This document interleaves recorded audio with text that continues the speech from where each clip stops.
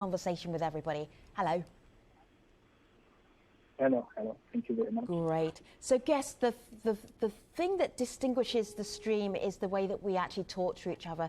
We try and have a real conversation with the conversation go back and forth. Sometimes all the guests start talking at the same time. That's okay. I might just be the traffic cop in this situation and ask you just to hold on for 1 minute so I can finish hearing what one guest is saying, and then the other guest can talk back. I'll talk with them. That's only just so that we don't hear four voices all at the same time. What is very specific about this conversation we're talking about Ethiopia and the Oromo protest and the Amhara protest today, if you're just watching and tuning in earlier online, is that there are lots of acronyms in this issue. And I'm going to ask you to be very kind to our international audience. Explain what you're talking about, who you're talking about, why this is important, so people around the region, other people outside of the region, around the world, actually understand the conversation. So as you're debating and discussing, do explain at the same time. In the conversation, very important, my co-host Malika Bilal. Here's Malika. Thanks, Femi. So I am juggling a lot today. You can see, if the studio wants to get a shot of my computer, you can see I have open about 30 tabs because so many people online want to talk to you all. So my job will be to bring up those tweets, those video comments, and I will direct them to you all. Reda here, Getachew, Najat, and Fatsum on the phone. I hope you can hear me okay. Oh, yes. One yes. Najat? Yes, I okay, can hear you. all right. And Fatsum? Okay, well, I'm going to hope that Fatsum can hear us, can hear me.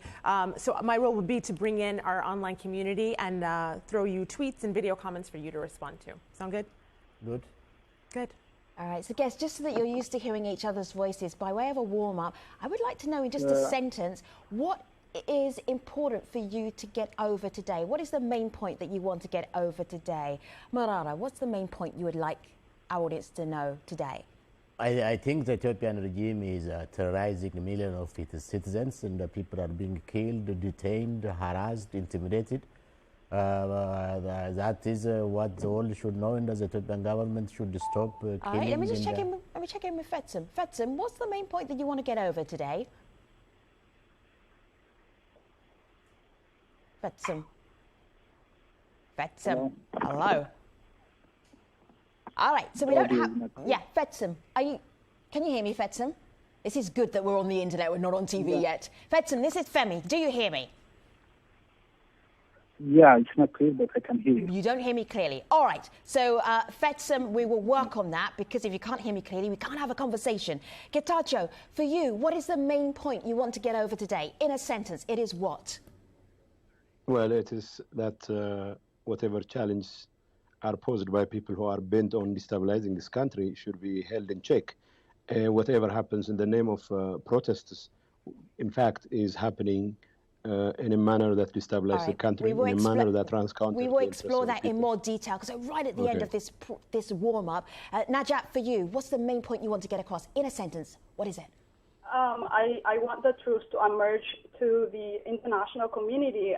Mostly we hear counter narrative of the Ethiopian government misrepresenting the truth. Very good. Today I just so want Najat, Getachew, Marara, you set out what you wanted to do today. We will see if you can do that in 1 minute's time, live on the stream. See you in a moment.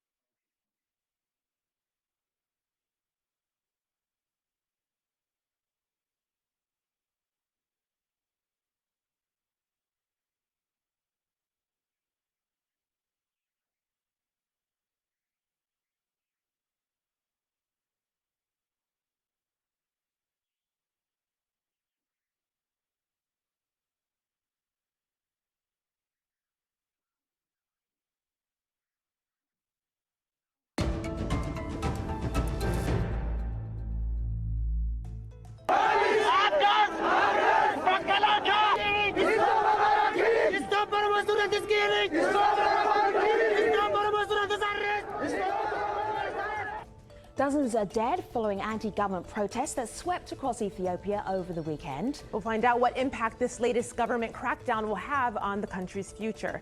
I'm Malika Bilal. And I'm Femi OK. You're in the stream.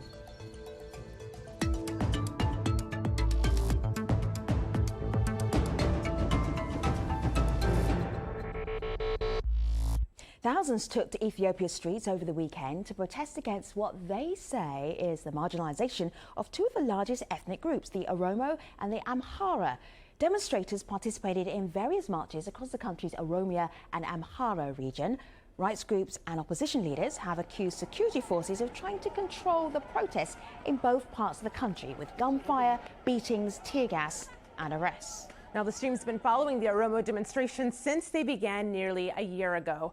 According to Human Rights Watch, at least 400 people have been killed and thousands arrested for their involvement since November. But the movement continues. Recently, the Amharas joined the protests in solidarity with the Oromos, and they're calling on the government to address similar economic and political grievances. And we'll highlight those today. And as you see from that tweet, this tension between the two ethnic groups and the Ethiopian government has been growing. In the run-up to the weekend's demonstrations, Prime Minister Haile Mariam Desalegn announced a ban on the protests, saying that they threaten national unity. But he stresses his government has been making efforts to address the protesters' concerns.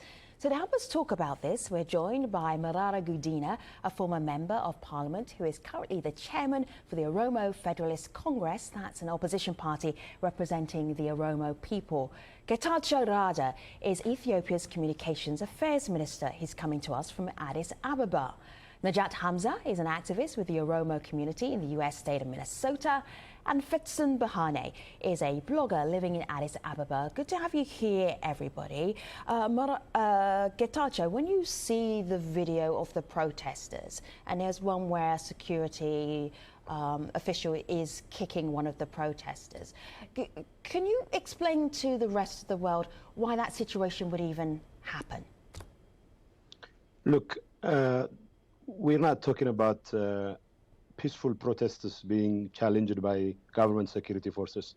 What we have here is an attempt by some rejectionist elements from the diaspora to organize through social media and all violent demonstrations, which are basically aimed at dismantling state structure and creating the kind of instability that will help them drive their own agendas and impose their own agendas on this country. So I think the government has been very, very consistent to a fault in terms of telling people that whether there are people who are expressing their concerns is not a problem for us. Whether people are interested in demonstrations is not a problem. It has been a problem to us, Mr. Getachew. It has been a problem to us. Those who are legally registered. In a manner that destabilizes the country. Getachew, just hold tight for a moment because there's a response coming right back from our studio. Marara, what did you want to say? Yeah, it has been a problem to us, those who are legally registered. You know, this is social media organized, diaspora organized. It's simple, it cannot work.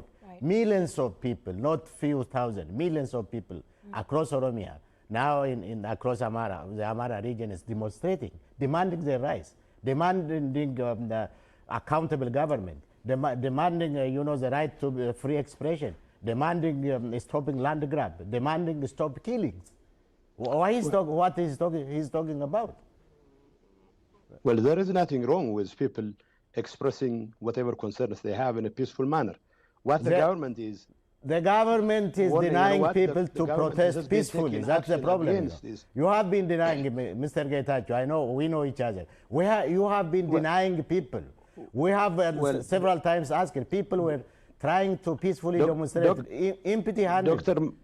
Dr. Marara, gentlemen, just hold tight for a moment because I know that our online community will want to jump into the conversation too. Go ahead, Malika. Well, picking up on this, hearing the reports of deaths and arrests, we got this tweet out of Ethiopia. This is Diriba, who says, "I'm in the capital right now. After this tweet, I know I'll be arrested, and the crime I commit is an act of terror." Of course, we have no way to verify that independently, so we talked to Aljezera's producer, who is in Ethiopia, and this is what she told us. She says it was very difficult difficult for her team to verify information from Addis Ababa. The government shut down social media and blocked telephone networks in some parts. She goes on to say that she's received calls from Ethiopians who feel abandoned by international media, and they're asking why she didn't go to the north and why she's not talking about those deaths. And she says it's been hard to explain the challenges of reporting without government access to these areas. So Najat, I want to bring you in here because, of course, you are on the outside. What's the information that you're getting from friends and family who are there, and do you trust it?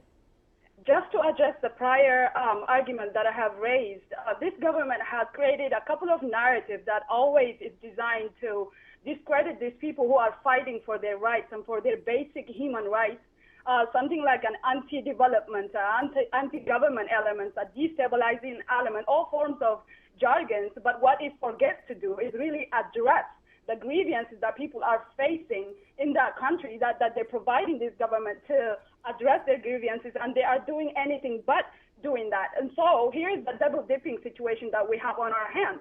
First, they crack down on civil societies, international communities, journalists, and people who can verify data and, gather information on the ground, and then turn around and tell the international community that we are imagining these facts, that these are not the realities on the ground. So either you allow the international, observers from the third party to come in and verify this information and provide us with real information for the world to see. Let's put that to the minister. Let's just put that to the minister.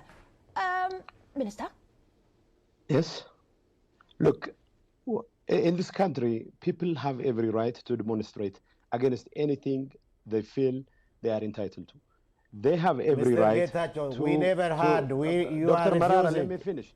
Dr. Marara, let me No, finish. you are denying us. Making efforts after efforts. I feel you have to listen to the minister before you respond. So let's do that. Go ahead, Dr.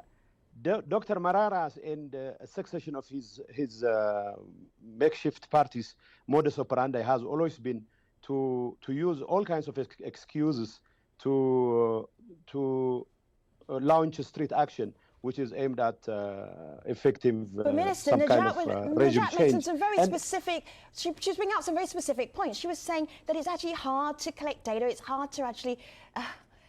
It's hard to even just communicate. Answer that directly, because you're sitting right there in the conversation with her. This country is open for business. This country is open for the international community, and people have every right to collect whatever information they want to collect. But if you insist on, for example, the guy who tweeted earlier would assume that anything that happens by way of tweeting will result in his being arrested. But this, I will tell you, is probably utter nonsense. But simply because you want to believe in something, no matter how much information I might come up with, you still will end up believing what you want to believe. Mr. Getachew, are you telling us your government is not terrorizing millions of citizens? So let's not arresting bloggers? We hear grievances. Journalists? We hear the grievances loud and clear. Let's just work out. I work with... Guess, hold tight for a moment, because we're just going to go round in circles. I don't want us just to chase our tail for this conversation. Malika, do you want to push us on a little bit more? Just a little bit, because it's still the same debate that I'm seeing in our studio here on Twitter. So Hafsa, who says she's on her way to Ethiopia this week, she says peaceful protesting is welcome there, but violent protesting in which property and public spaces are affected, no. So she gets pushback from Oga, who says the Oromo protests have created multiple opportunities for peaceful dialogue, only to then take bullets in response, and now they've reached the point of no return. Fatsum, I'm going to pass this over to you. Is that how you would describe what's going on? I think we have to differentiate two things. We are talking about two protests now, and it looks like we are mixing them up. The first one is the Oromo protest. It's a months-long protest, and some of it was violent, some of it was peaceful. So we have to differentiate it and be realistic in our assessments. Who should be blamed? Who should be blamed? The Ethiopian government? Who? Or the ordinary citizens? Actually, we all take a blame. We all take a blame because in some instances it was the government who is denying people. And in other instances, no. In some instances there were armed people who have to be blamed. Let's be realistic. This is just like any other country. Ethiopia has all kinds of issues. Are And you telling some me the will protest Ethiopian government peacefully. is a legitimate government elected by the people of Ethiopia? Did not Well, rigging course. massively last elections? Let me just bring in Frustrating Najat. people? Yes. Let me just bring in Yes. Najat. Najat, You may not you what may are you not trying to accept. add to this conversation? Go ahead, Najat, because we can't hear you all the time, so I can hear you right now. Go ahead. My question is this. If Ethiopia claims to be a democracy and that it allows every right to its citizens, why are we seeing these graphic images all over the social media that the Prime Minister himself puts forces to combat the peaceful protesters? In a democratic society, we don't block internet, we don't block social media, we don't, decide on free expression. So you can't have, you can't bake your cakes and have it too. Either you are a democratic society that allows people to air their grievances free and, free of any reprisal or immediate danger, imminent arrest or death, or you are a dictatorship that are not allowing these people to do that and come around and say they are being violent. No, they have For not. sure they are a have not been dictatorship violent anyway. in any All right, so instance let's that we see. have seen So, so far. guess, let's try this. look. You bring up a point, and then let's hear what the minister has to say. Minister, Look, go ahead. Look. In any self-respecting country, any self-respecting and responsible government would expect any demonstration to meet some place, manner, and time requirements, which is Mr. the standard Getachew, we practice asked everywhere. several And of course, hundred course, times I am a really- peaceful demonstration. Murara, You were Murara, denying let us, me denying say- us. Murara, Let I me say hear something. your grievances. I do simply not hear the because you response keep from the interrupting government. people, Do you that not will want to give hear you, it? The upper I hand would in love terms to. of the monopoly, in terms of the truth. What I am trying to say is, even the Prime Minister was very clear. We expect the people to peacefully protest, to express whatever Minister, that concerns, wasn't the whatever point. grievances That they wasn't have. the point that And the Najat government was has been making. very consistent about You're giving not every answering the opportunity point for that the Najat people was bringing I up. have to asked you express- one question, sir, and one question only. And if you don't mind answering me that directly, we can move on to the next point of argument. Because what you do is you always deflect by creating a counter narrative that has nothing to do with the reality on the ground, that has nothing to do with the question that I just posed at you. And you always do that. You deflect and you neglect to address. Well, the question at I'm hand. not deflecting. Najat, look, we have two kinds of, as Fitsum rightly pointed out, we have two kinds of protesters. Even some protesters where people have legitimate concerns, they may turn out to be violent, but even those protesters are within the acceptable limits of what we consider to be legitimate Najat, protesters. I But don't think in you're many gonna get a cases, direct people answer. are being told to This is not an to answer to the question that you dispossess asked. But maybe that is the weapons answer. from security officers and using them against security officers.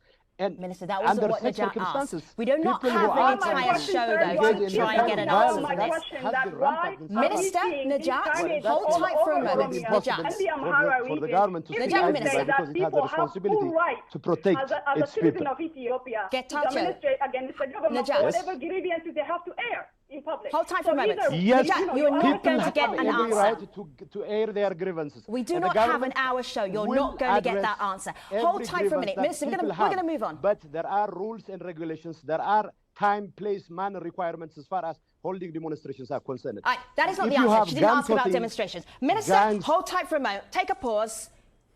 We are going to move on.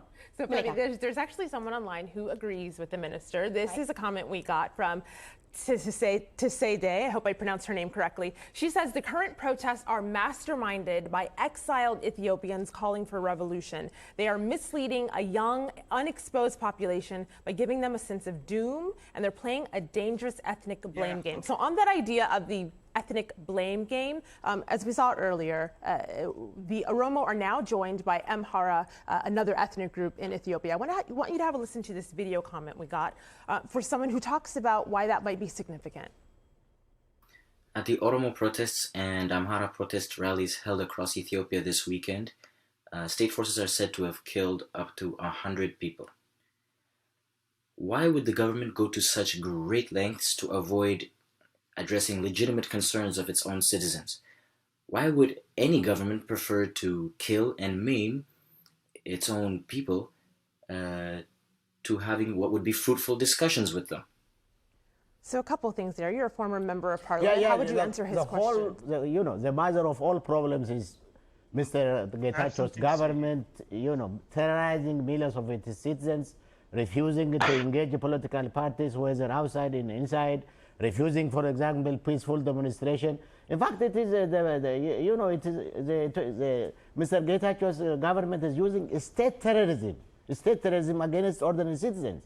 These citizens that are not armed. That's the problem, you know. They are blaming others while the Ethiopian government should be blamed for what is happening now. That's the problem. The center of the problem is the Ethiopian regime, who is, you know, refused to engage the opposition, refused to talk to the opposition, refused to negotiate with the opposition, and bent on terrorizing millions. Stop talking for a moment, because there's a question that's coming towards you. Go ahead. Dr. Marara. Okay. Yeah. The two protests, we should not conflict the two protests because they are different in nature.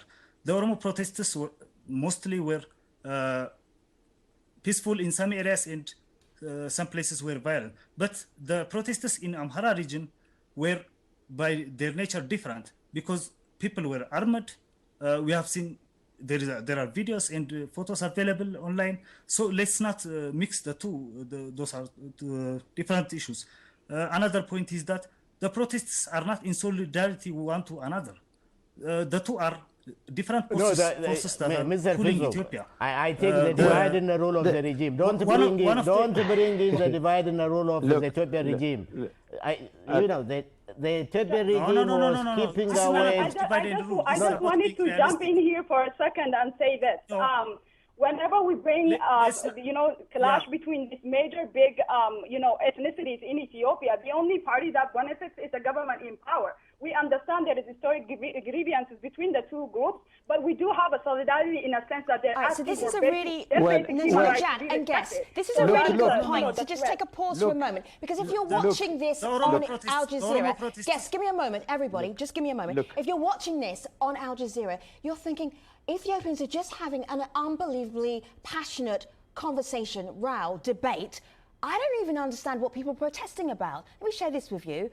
Some of the demands of the Oromo people. What are the demands of the Oromo people right now? Minister, are you aware of what the issues are that people are wanting within Ethiopia? Are you aware of that? I'm going to ask you very directly. What's your direct answer? I think there is one misconception I have to dispel here. Okay. You are assuming that the entire Oromo people are protesting. I didn't make that assumption. Millions are protesting, Mr. Getachew. Millions, not a few thousand. Millions from Borana to Dambidolo, from Hara to on fire. Moran, let me just finish this thought. Minister, I wasn't talking about a hashtag. I was just asking very directly. So we couldn't get lost here. Look, can you hear me? Can you hear me, please? Yeah, I hear you. I'm just not hearing the answer. The Oromo people are the aspirations of the Amhara people, the aspirations of the people of Tigray, the people of Afar, which is to live in a country that protects their interests, to live in a country. Please, Mr. Getachew, don't, you know, millions of people say to European, go away. Millions of people, don't consider. Just give me a moment. So, Minister, are you able, do you even know what people are protesting about? Minister, do you even know what people are protesting about? Exactly, yes, we do understand. We do understand. Moran, allow me, please. What is your understanding about what people are protesting about? Our understanding is those who are trying to protest peacefully in this country, be they in the Amhara region or in the Somali region or in Oromia region, are trying to make sure whatever benefits are accruing to many parts of the country are also things they can partake of. They want to. But you are killing them, peaceful demonstrators. That's the rest of the. You are killing them, peaceful protesters, you know. That's Mr. Getachew, you want to kill in the room. Take a moment, take a pause. This is not clarity. I apologize if you're watching this around the world. This is not clarity. We'll try and get some before the end of this show. Everybody just take a pause for a moment. Malika. So the minister there was trying to answer what he believes protesters want. So here's another answer from Twitter. Fasiha says, the parliament is 100% controlled by the ruling party. There's no distinction between the party and the government, and the courts have no independence. The government often pretends as if the question is about good governance. This person goes on to say, Fakadu. But wider, this is about marginalizations against Oromos and denial of rights. Fetsum, do you recognize those grievances? Yeah, there are legitimate grievances, especially the Oromo protests were a question of expanding the federalism, making sure that the federalism is not curtailed.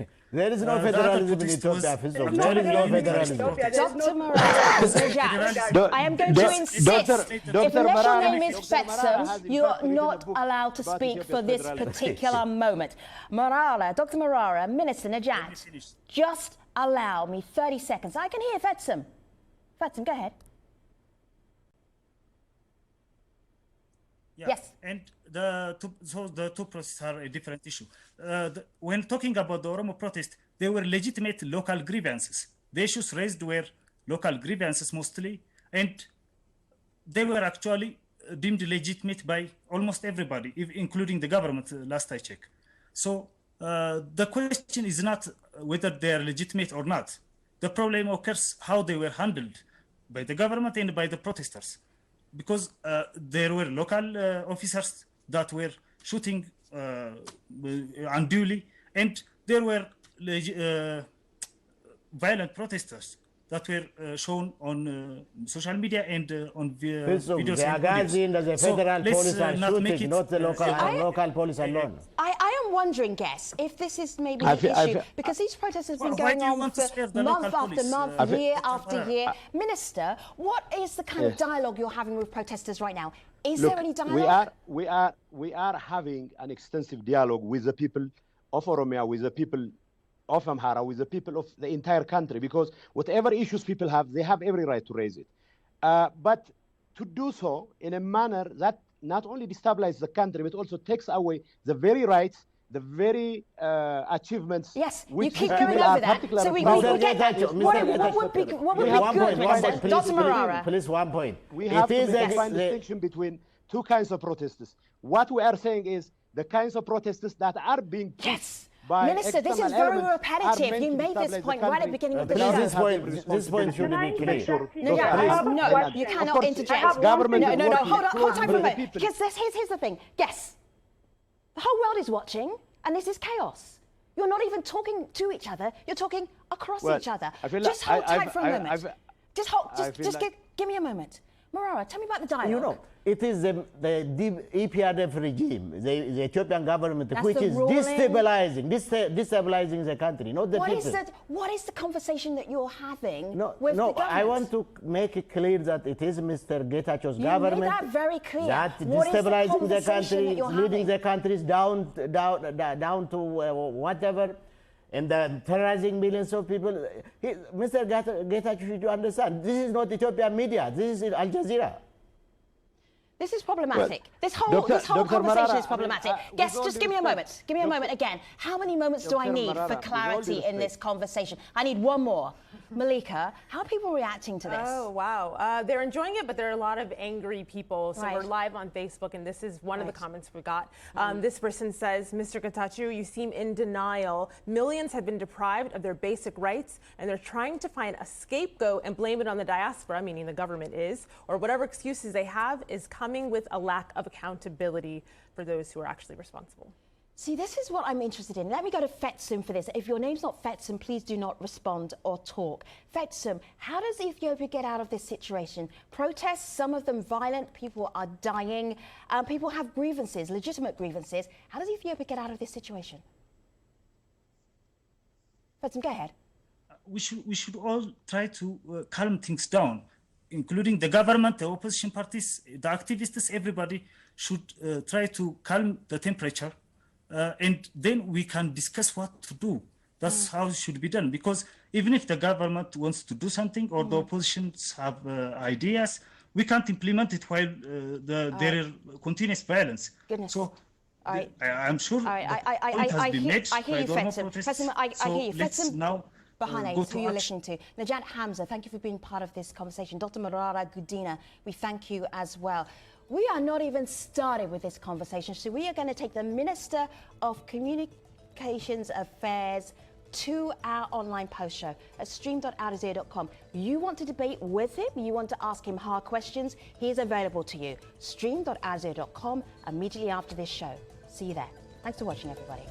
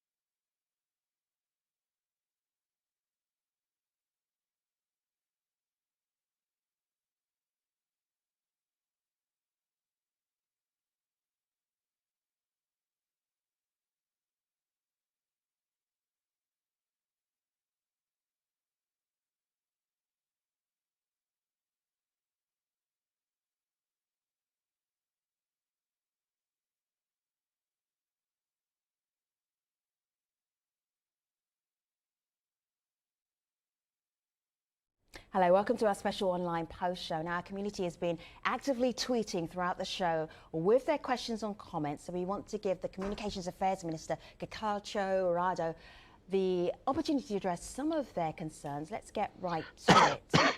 Malika. Well, I will start with this tweet from Jamal. He says, how on earth could a single party win 100% the parliamentary seats, and yet this could still be described as a democratic country? What's wrong with us, he says, using the plural there. What would you say to him?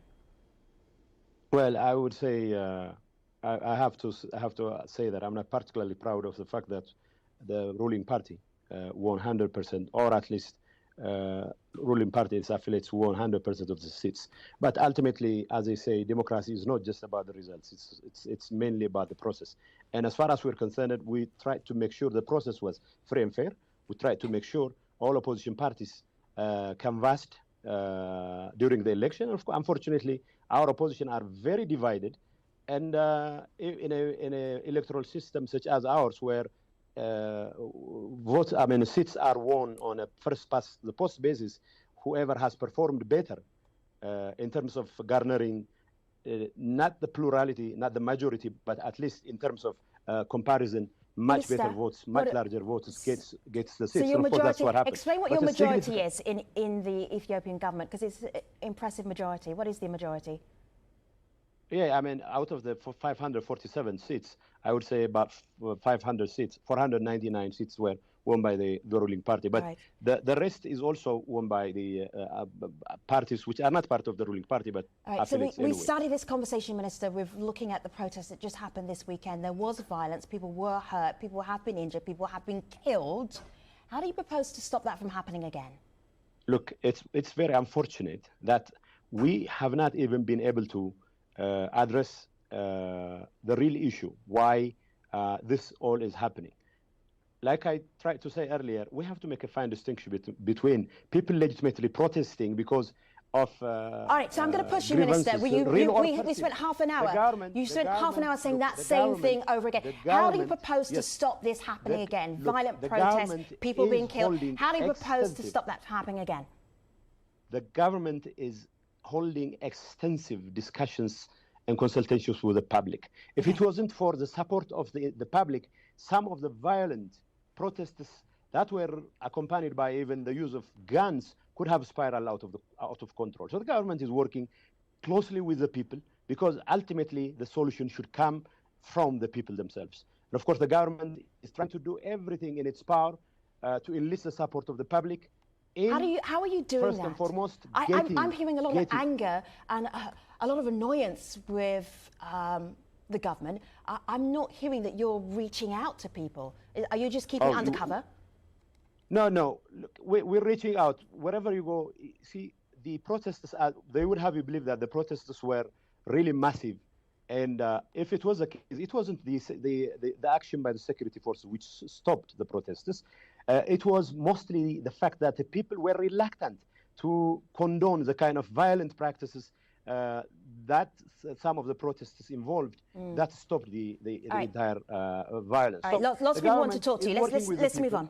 Minister, I just want to pivot here a little bit because we got this tweet from Michael. You were talking about the opposition being fractured and not really ready to step up to the plate. Michael here says that's because dissenting voices are in exile or they're locked up in prisons. Authorities don't tolerate even the mildest form of dissent. And I want to give you one example. Opposition member, Bekele Garba, we spoke to him at the stream last summer while he was on a speaking tour in the U.S. And when he returned to Ethiopia, he was rearrested. And previously, he had served already 3 years in prison. Why was he arrested? And others like him who have spoken out, but do they actually represent He was arrested because he was suspected threat? Of committing criminal activities. And he's having his day in court. I hope and expect the court will clear him if, in fact, he hasn't been involved in any criminal activity. All I can say at this point is whoever wants to effect democratic change in this country should do so in a manner that's consistent with the ordinary notions of What is that justice. manner? Can you actually be critical of the government and not get in trouble? What does that look like to you? Well, let me tell you this. Many government officials, we have proved again and again, that have been involved in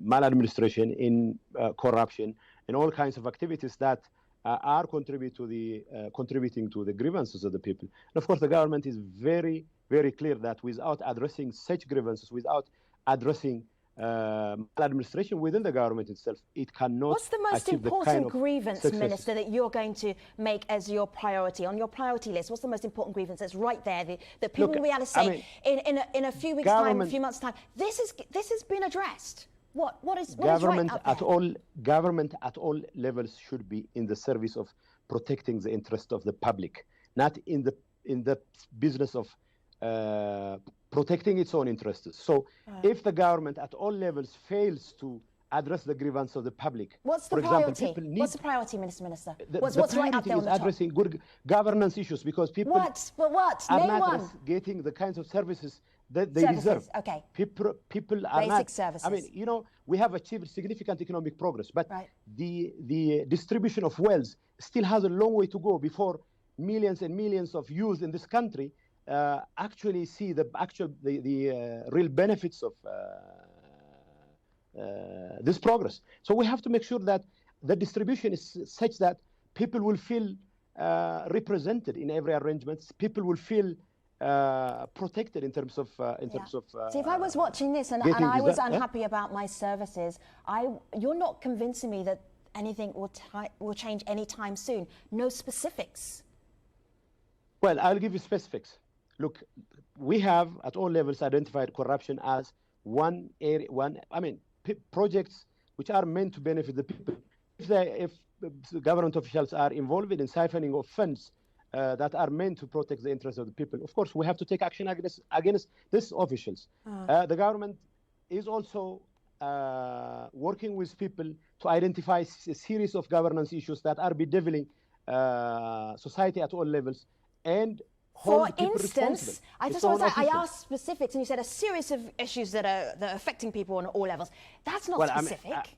Femi, specific. Yeah. Unless you have specific governance issues to point to, how am I going to give you specific examples? Well, you're the government. We are the government. I'm just asking questions. Tons of people have tons of grievances. Believe me. Yeah. Maybe too many to be too specific about. People of life have different kinds of grievances. So it all depends on what sort of grievances people have. I mean, what we are trying to say is, people look. All right, let me give you one. I have one. This is a big deal, and this came up when we were in a larger conversation. Internet and access to online is difficult and challenging, not existent. Why? That's a grievance. Communication is really hard. Well, that's a grievance right there. Connectivity issues, we have to look at. Well, there's connectivity issues, and then there's censorship issues. What are we talking about? We have issues with regard to connectivity. Yes. The government has been trying to improve the services. The government has been working on spending, of course, a big deal of money to address this challenge. It's a work in progress. It's improving. But I would agree with you. Our performance in this regard has not been particularly stellar. But people deserve a measure of service that the rest of the world is capable of offering. And of course, the government will do in its power to make sure that that actually happens. But like I said, Minister, I want to throw something else at you then.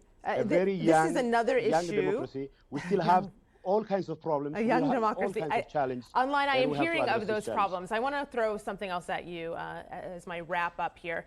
This is a comment we got. She says, I want to preserve the current stability I'm witnessing in the country. I believe Ethiopians, including in the diaspora, should focus on working on solutions. The government then has to cultivate that free political dialogue, but she sees progress. So speaking of that free political dialogue, this person, Hinok on Twitter, wants the answer to a direct question. He says, is the ruling party ready to sit and discuss and share power with opposition parties in and outside of the country? Well, my friend Hinok, I agree with Sede,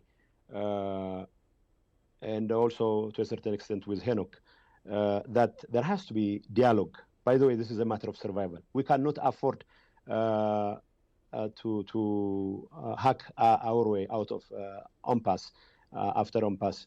If we fail to address the grievances of the public in a manner that satisfies Are you the youth. succeeding right now, If we Minister? fail to create mechanisms whereby people can vent their frustrations in a manner that doesn't affect the stability of the country, and then the survival of the country itself will be at stake. So what we are trying to do is to find a breathing space in which, with the support of the public, we can address the grievances.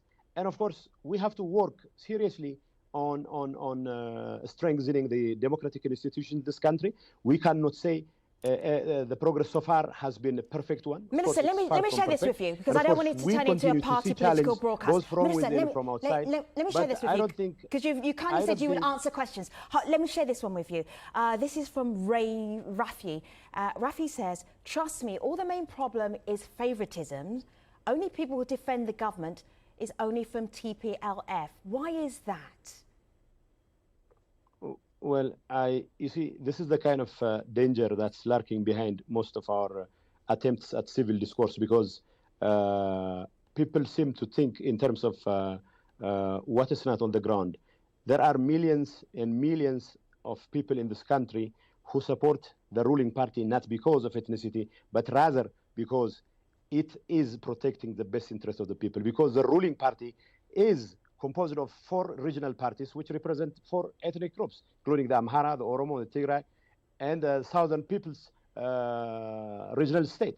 And if, to the extent that there is success, the success is achieved equally by all. To the extent that there are grievances, these grievances are more or less equally shared by all the people, irrespective of their ethnic backgrounds. But to try to characterize any level of support for the ruling party only in terms of ethnic background, particularly in terms of one ethnic group supporting this government, it doesn't reflect the reality on the ground. And of course, this has a very significant, this is one of the significant challenges we face when it comes to people who are trying to drive a wedge between different nations and nationalities in this country for the sake of trying to bring about the kind of regime change or power sharing, whatever arrangement they might have in mind. And so what we are trying to do in this country is to make sure that the kind of change we are achieving affects positively all walks of life, people from all walks of life, people from backgrounds, both demographic, ethnic, or what have you, religious. Minister, and we know we are making progress, but we know we have a long way to go before achieving the kinds of... I hear you. People watching you speak on Al Jazeera, and there's an Ethiopia in the developing world and is actually highly respected. What you've done in terms of development, what you've done in terms of health is really respected in the developing world, across the African continent, across the world, full stop.